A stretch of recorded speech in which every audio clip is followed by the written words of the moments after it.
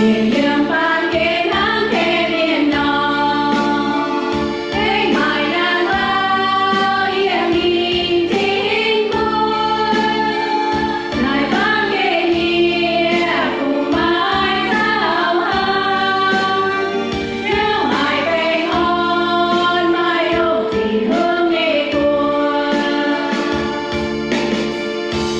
ôi ruộng nào thấy ngon tê cô.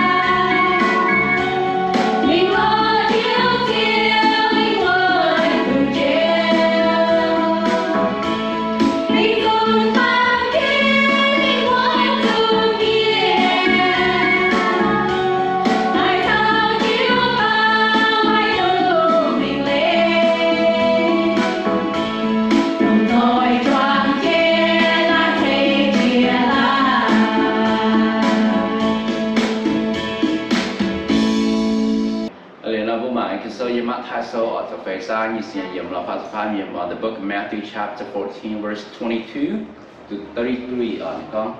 Immediately Jesus made the disciple get into the boat and to go ahead of him to the other side while he sent the multitude away. After he had sent the multitude away, he went up into the mountain by himself to pray. When evening had come, he was there alone.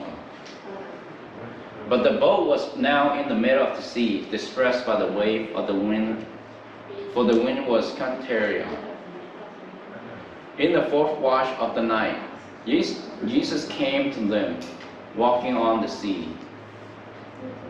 When the disciples saw him walking on the sea, they were troubled, saying, "It's a ghost," and they cried out for fears. Peter answered him and says, "Lord, if it is you, command me to come to you on the waters." He says, "Come." Peter stepped down from the boat and walked on the waters to come to Jesus. But when he saw that the wind was strong, he was afraid, and beginning to sink, he cried out, saying, "Lord, save me." Immediately Jesus stretched out his hand, took hold of him, and says to him, You of little faith, why did you doubt?" When they got up into the boat, the wind ceases. Those who were in the boat came and worshipped him, saying, "You are truly the Son of God." Với như mà bạn hả con? Giêsu chịu bết sai khó bùa bịa giá mình đàm, chiều vắng ngàn chỉ khói to, nên can yên hóa hiểu miền bún gián ruồn dày. Choáng miền gián dày, Giêsu cần phá bông ái mình祷cáo. Lúc man hoàng á, Giêsu cần cho yên hóa nhẹ. Tối văn ông sang hồ sai có bùa nhẹ dáng lệ biến cô hải á. Dáng dù buồm là miệt tai nhẹ, lại dẻo tuần chén họ. Lung Alam yang buôn nom thảo chú nom sang hồ bồ đồ. Giêsu yang wo mình sai có bùa. Sai có bùa quật nín yang wo mình tai, nín bùa xỉu cầm dìa hay nín bùa con nãy chân tay giỏi xa xỉu hé nín bùa quấy nghe hiểu. Giêsu liêm xây có bùa nín bùa cuốn cùng hiếu mà xây tông ia máy tụng cầm dìa. Peter xỉu con xíu sẽ con xây mày nó hiểu ý yang wo mình mày hài. Giêsu con tai mà Peter sẽ xuất dáng yang wo mình cùng trên Giêsu mình. Bà Peter quật giả hồ hét nên cầm dìa hay. Siêu xem trên dìa nên hiểu xíu chiều yêu mà. Giêsu liêm xây xuống cuốn nán chén nhẹ nên giả con mày xiên tu hê hài mày nhẹ hiếu với hải tìm bùng điển. Nên bùa ý tao bịa dáng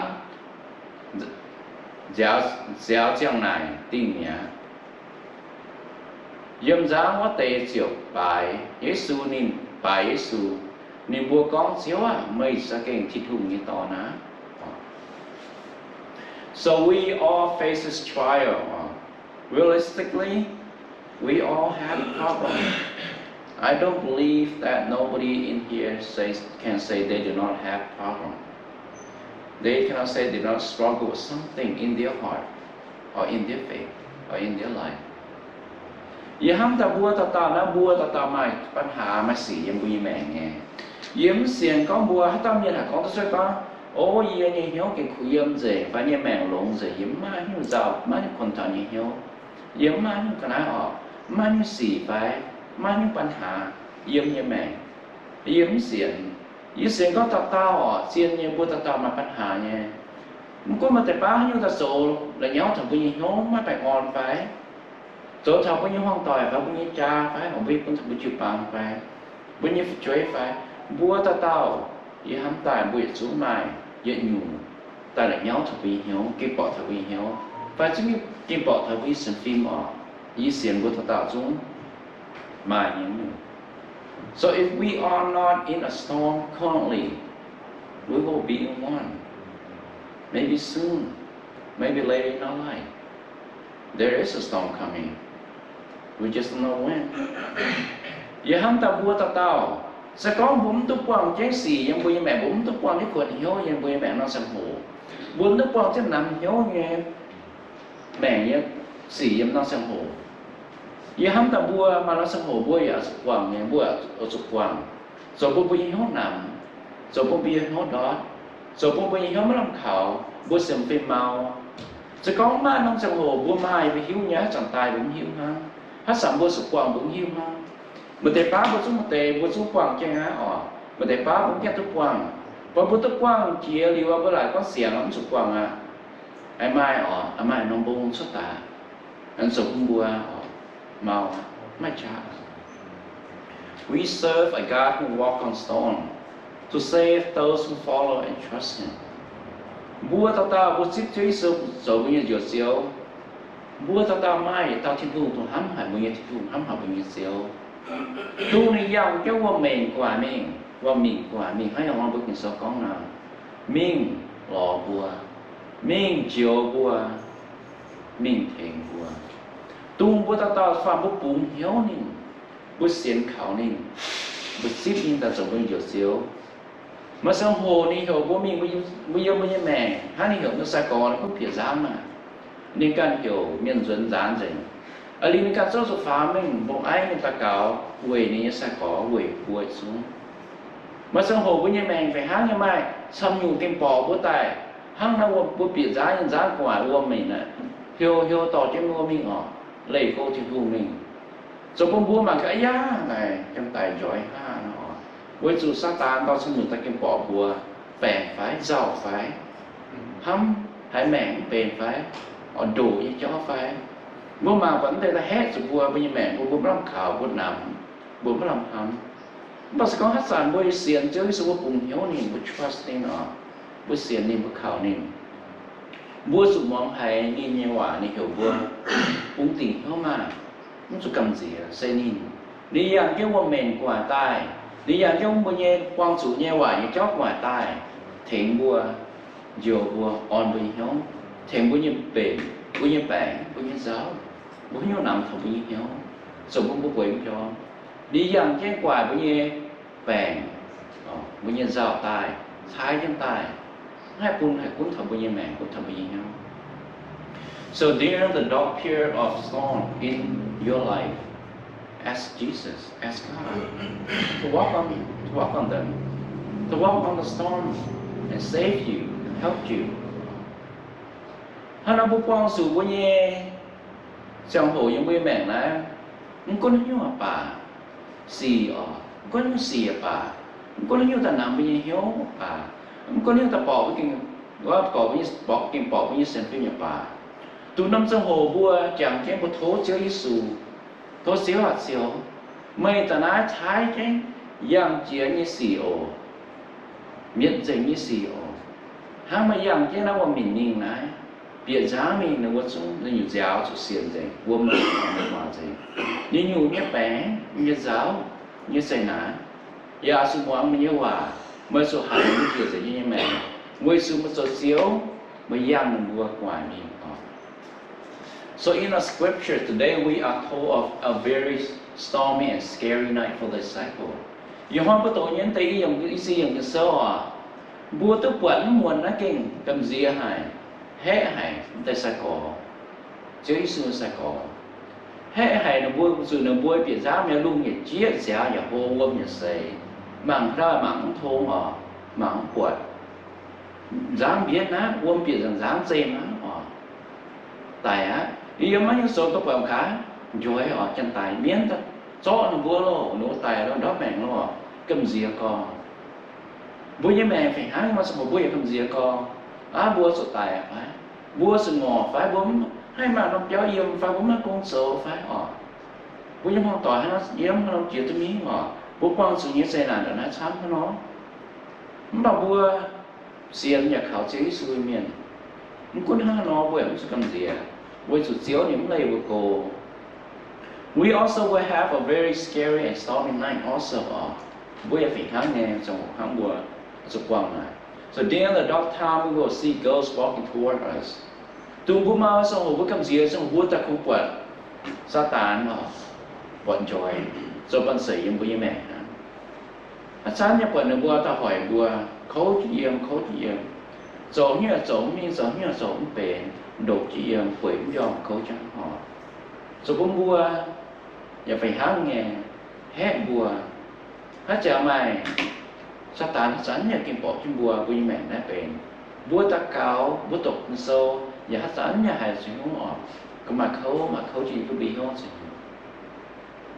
So if you keep your faith firm, you will see it as Jesus walking on the storm to save you. So có một số quân yêu như xem phim như siêu Giêsu như sự giảng trả mà cuốn một quan sự như gì quan sự như bạn hài bà bùa hay mang tất quả và hài chiếu hiểu bùa xây ni dân chúa mình ta thiện bùa ta chịu bùa dân chứ bùa như gì bùa như bè như mình quả tài ta chịu bùa ta thiện bùa. Sẽ có bùa như xem phim quán như mình bây giờ như Frost nữa.